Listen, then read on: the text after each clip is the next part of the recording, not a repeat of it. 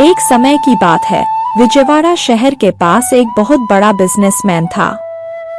उसका नाम राममूर्ति था। राममूर्ति कभी बहुत गरीब था, लेकिन उसने बचपन से लेकर आज तक पैसे कमाने के लिए कड़ी मेहनत और ईमानदारी से काम किया और इस लेवल पर पहुंचा। उसकी पत्नी का नाम नीरजा है। राममूर्ति बहुत धार्मिक है। राममूर्ति उस शिवैया से बहुत प्यार करते हैं। हर दिन वह शिव मंदिर जाता और भगवान को दूध और फूल चढ़ाता। राममूर्ति के पास बहुत समय तक कोई बच्चा नहीं था। राममूर्ति हमेशा इस सोच से दुखी रहता था कि उसके पास कोई बच्चा नहीं है, चाहे उसके पास कितना भी पैसा क्यों न हो। हर दिन वह शिव मंदिर जाता और उस शिवैया से प्रार्थना करता था। पिता परम शिवहर, हर महादेव शंभो शंकर, ओम नमः शिवाय। भगवान शिव जी, आपने मुझे बिना मांगे सारी प्रॉपर्टीज, मीन और रिश्तेदार दे दिए, लेकिन मैंने आपसे कितनी भी मिन्नतें की, आपने मुझे बच्चा नहीं दिया। एक परिवार की असली प्रॉपर्टी उसके बच्चे होते हैं। अगर मेरे बच्चे नहीं हैं तो ये पैसा, सोना, प्रॉपर्टी और जमीन में क्या करूं? भगवान शिव, मैं आपसे पूरे दिल से मिन्नतें कर रहा हूं, मुझे कैसे भी एक बच्चा दो। इससे कोई फर्क नहीं पड़ता कि वो लड़की है या लड़का, नहीं तो मुझे मार दो। पिता शिव जी, मुझे अपने में मिला लो, मैं बिना बच्चों के नहीं जी सकता। पिता, मुझे माफ कर दो। पिता, मैंने अपनी पत्नी को एक भी दिन पूरे मन से चावल खाते हुए नहीं देखा, बच्चे ना होने की चिंता में। आपके छोड़ के और कौन है मेरे लिए? पिता शिव जी, अगर आप भी मुझको ध्यान नहीं दियोगे तो मेरे लिए और कौन है?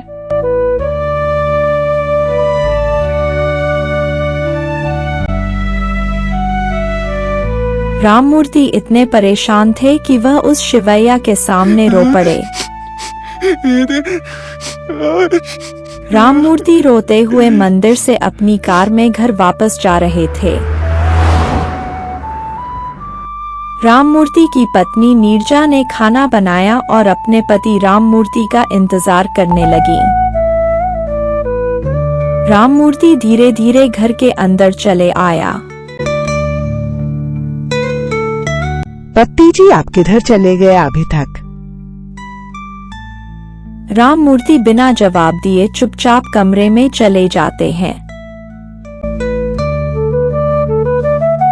आज हमारे पति को क्या हुआ? वो मेरे आवाज को इग्नोर करके चला जा रहा है। नीरजा जानना चाहती थी कि उसका पति इतना चुप क्यों है। वह राममूर्ति के कमरे में गई। वहां राममूर्ति अकेले रो रहा था। उसको देखकर नीरजा की आंखों से पानी नहीं रुका। वह समझ गई कि राममूर्ति अपने बच्चों को लेकर कितना परेशान है।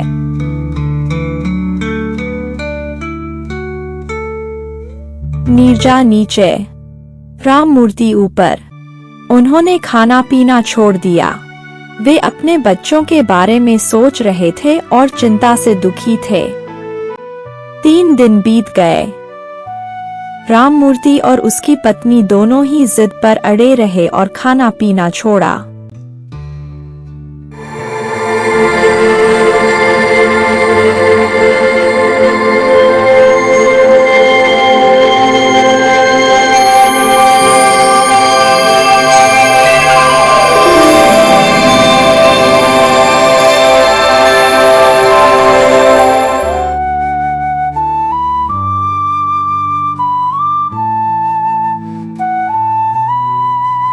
स्वामी, आपका भक्त राममूर्ति वहाँ जिद करके खाना पानी लेने से मना कर रहा है। वो मरने को तैयार है। उसकी पत्नी नीरजा भी उसका पीछे पीछे आ रही है। स्वामी, आपका भक्त राममूर्ति का टेस्ट आप क्यों ले रहे हैं?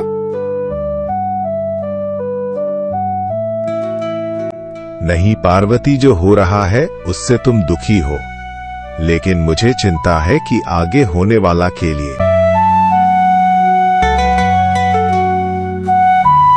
स्वामी, आपकी बातों में कुछ मतलब है। कृपया मुझे इसे थोड़ा और विस्तार से समझाएं। देखो पार्वती, राममूर्ति को अभी कुछ और साल बच्चे नहीं होंगे। उसके बाद जो बच्चे पैदा होंगे वो राम मूर्ति की शोहरत को दोगुना कर देंगे। राम मूर्ति शायद हमेशा खुश रहे, लेकिन अब राम मूर्ति बच्चों के लिए अपनी जान देने को जिद पर अड़ा है। अगर मैंने उसे अभी बच्चे दिए तो वे बच्चे राम मूर्ति को बर्बाद कर देंगे। किसी को भी किस्मत का विरोध नहीं करना चाहिए। अगर वे इसका विरोध करेंगे तो इससे सिर्फ ऐसी ही मुसीबतें आएंगी। अब स्वामी राम मूर्ति की रक्षा कैसे कर सकते हैं स्वामी? देवी मैं कुछ नहीं कर सकती। अब मेरे पास राम मूर्ति के लिए बच्चा देने के अलावा कोई और रास्ता नहीं है। स्वामी अब आगे क्या होगा? तुम खुद देखो देवी।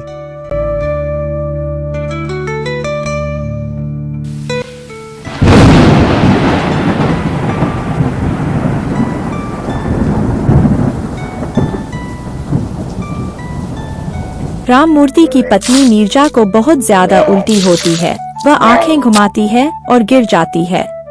राम मूर्ति दौड़ कर आता है। उठो नीरजा उठो, तुम्हें क्या हुआ है?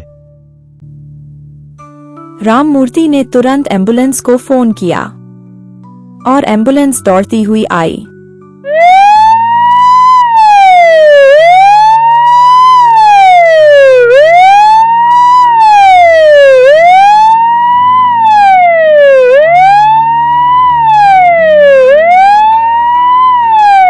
हॉस्पिटल के अंदर डॉक्टर नीरजा को चेक कर रहे हैं। बाहर राम मूर्ति परेशान है कि उसकी पत्नी का क्या होगा। थोड़ी देर बाद डॉक्टर बाहर आता है। देखो राम मूर्ति, तुम्हें इस बारे में चिंता करने की कोई जरूरत नहीं है। हाँ, बहुत अच्छी बात है डॉक्टर जी, बहुत बहुत धन्यवाद। ये कौन सी अच्छी बात है? अगर मैं तुम्हें कुछ और बताता तो तुम उछल पड़ते। इस बात के लिए राम मूर्ति ने चारों ओर देखा और मन पे ऐसा सोचा था। मेरे लिए इतना बड़ी बात क्या है? ठीक है डॉक्टर जी, आप ही मुझे बताइए। तुम पिता बनने वाले हो राम मूर्ति जी। मुझे पता है कि तुम हर दिन कितना दुख झेलते हो, क्योंकि तुम्हारे बच्चे नहीं हैं राम मूर्ति जी। लगता है भगवान ने अब तुम्हारी पुकार सुन ली है। डॉक्टर जी, आपने कितनी अच्छी बात कही है। मैं हमेशा आपका ऋणी रहूंगा। धन्यवाद डॉक्टर जी। यह सुनकर राम मूर्ति की खुशी का ठिकाना नहीं रहा। वह एक छोटे बच्चे की तरह उछलने लगा। उसने हॉस्पिटल में सबको मिठाई बांटी। उसकी पत्नी नीरजा भी बहुत खुश हुई। उसका पति एक छोटे बच्चे की तरह नाच रहा था, जिससे उसे बहुत खुशी हुई। बाद में नीरजा और राम मूर्ति कार से घर के लिए निकल गए।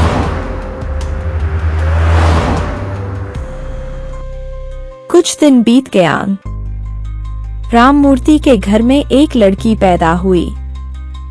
उसका नाम भूमि रखा गया, या यूं कहें कि राम मूर्ति ने उसे बड़े लाड़ प्यार से पाला। भूमि जो भी मांगती, राम मूर्ति उसे खरीद कर देता।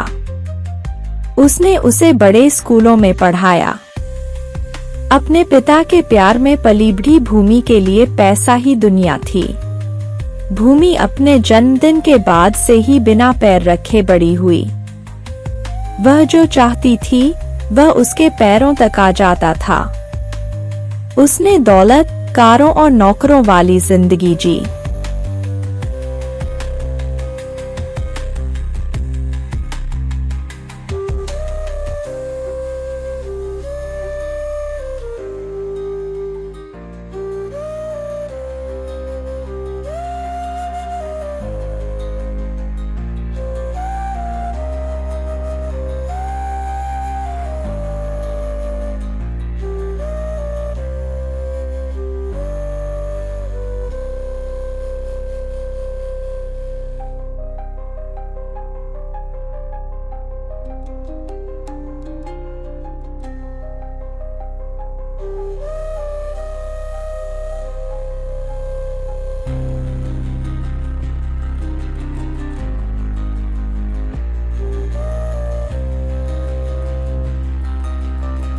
भूमि को बचपन से ही नहीं पता था कि गरीबी क्या होती है। भूमि को बचपन से ही पैसे होने पर गर्व रहा है। उसे गरीब लोग बिल्कुल पसंद नहीं है। उसका मानना है कि अगर आपके पास पैसा है तो आप कुछ भी कर सकते हैं।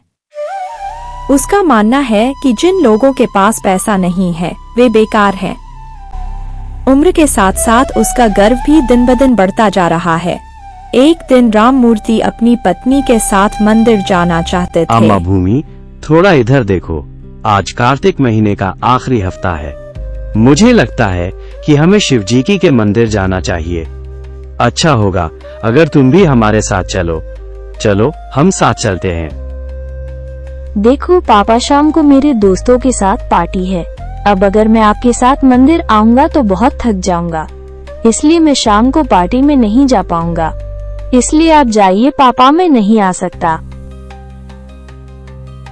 भूमि क्या बात कर रहे हैं? दोस्त की पार्टी आपके लिए भगवान के मंदिर से ज्यादा जरूरी है? अगर मैं मंदिर नहीं जाऊंगा तो भगवान मेरे लिए चिंता नहीं करेगा माँ, लेकिन अगर मैं पार्टी में नहीं जाऊंगा तो मेरे दोस्तों का दिल टूट जाएगा। समझो माँ। ऐसी बातें मत करो भूमि, तुम गलत बोल रहे। आज हम इतने खुश हैं इसका कारण भगवान ही है। वो चीज तुम भूल मत जाओ। ये एक बार हमारे साथ मंदिर आओ। पापा अभी ये नहीं होगा। पापा मुझे अभी आराम करना है। मुझे शाम को पार्टी में जाना है। अगर मैं अभी मंदिर नहीं आया तो भगवान नाराज होकर मंदिर से नहीं। है भूमि, तू क्या बात कर रहा है? एक थप्पड़ खाएगा तभी तुम ठीक हो जाएगा। संभाले के बात करो। भूमि ने उन शब्दों से गुस्सा होकर सीधा कहा कि हम नहीं आएगा। राम मूर्ति उन शब्दों से दुखी और निराश हो गया। देखो भूमि, मेरी बात सुनो। ऐसा मत कहो। बस एक बार तेरा पिता की बात सुनो। पिताजी, मैं मंदिर क्यों जाऊं? वहाँ गरीब लोग, भिखारी, गंदगी और धूल मिट्टी है। मुझे ये पसंद नहीं है। अगर भगवान है तो उनके पास पैसे क्यों नहीं है? ये मंदिर और भक्ति सब नकली है। मैं नहीं आऊंगा। अगर आपको जाना है तो जाओ, नहीं तो रुक जाओ। भूमि, पैसा हमेशा नहीं रहता, भगवान हमेशा रहते हैं। उस भगवान की कृपा के बिना एक पल में गायब हो जाएगा। लेकिन भूमि हंस रहा। क्या भगवान मेरे पैसे ले सकते हैं? कोशिश करने को बोलो। कितनी अजीब मान्यताएं हैं। मुझे कोई डर नहीं है पापा। अगर हमारे पास पैसा होगा तो सब हमारे साथ होंगे पापा। भगवान भी हमारे साथ होंगे।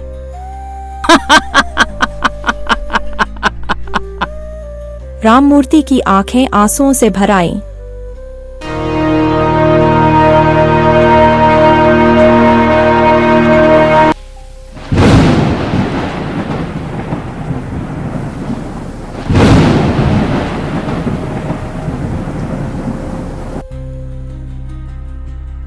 ताजा खबर, बड़ी ब्रेकिंग न्यूज। देश के सबसे बड़ा बिजनेसमैन राममूर्ति के सभी बिजनेस को भारी नुकसान हुआ है। इसके साथ ही उनकी कंपनी के सभी इन्वेस्टर एक एक करके बाहर आ रहे हैं। इसके साथ ही हर कोई इस बात पर चर्चा कर रहा है कि राममूर्ति का पतन तय है। अभी अभी जो ताजा खबर सामने आई है वह ये है कि बैंक राममूर्ति के घरों और कंपनियों को जब्त करने जा रहे हैं। राम मूर्ति उन शब्दों को बर्दाश्त नहीं कर पाए और वहीं गिर पड़े। उन्हें तुरंत हॉस्पिटल ले जाया गया। हॉस्पिटल में हार्ट अटैक से राम मूर्ति की मृत्यु हो गई। उनकी पत्नी भी यह बर्दाश्त नहीं कर पाई और वहीं मर गई। भूमि, जो यह सब देख रही थी, अपने माता पिता को अपनी आंखों के सामने मरते हुए नहीं देख पा रही थी। एक ही दिन में इतने सारे बदलाव देखकर उसे समझ नहीं आ रहा था कि उसके साथ क्या हो रहा है। अपने लिए 1 रुपया भी नहीं बचा था। भूमि सड़क पर गिर पड़ी। उसने अपने दोस्तों से मदद लेने की कोशिश की, लेकिन किसी ने मदद नहीं की। सोना वाला ताली में खाने वाल भूमि।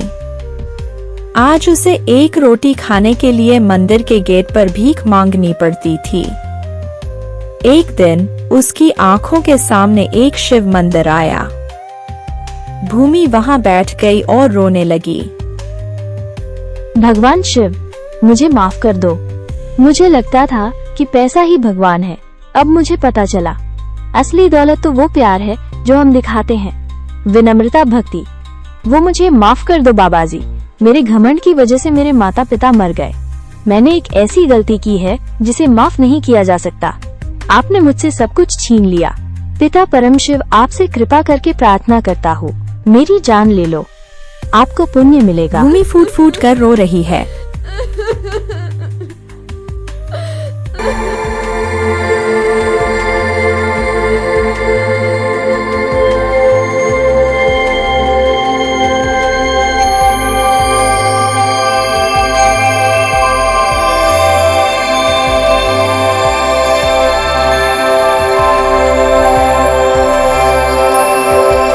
देखो भूमि, तुम्हें अपनी गलती का एहसास हो गया है।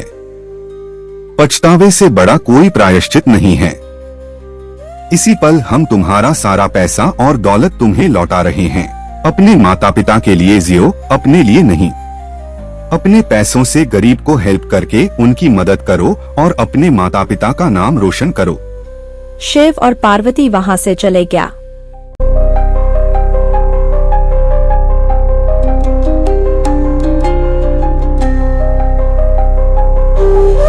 उस दिन से भूमि दूसरे गरीब लोगों की मदद करके जीने लगी। उसने अपना पुराना घमंड हमेशा के लिए पीछे छोड़ दिया। इस कहानी से क्या सीख मिलती है? पैसा इंसान को घमंडी बना सकता है, लेकिन भक्ति और विनम्रता इंसान को महान बनाती है। हमारा वीडियो आखिर तक देखने और हमें सपोर्ट करने वाले सभी लोगों का दिल से शुक्रिया। ऐसी और अच्छी कहानियों के लिए हमारे शिव पार्वती एनिमेशन चैनल को जरूर सब्सक्राइब करें।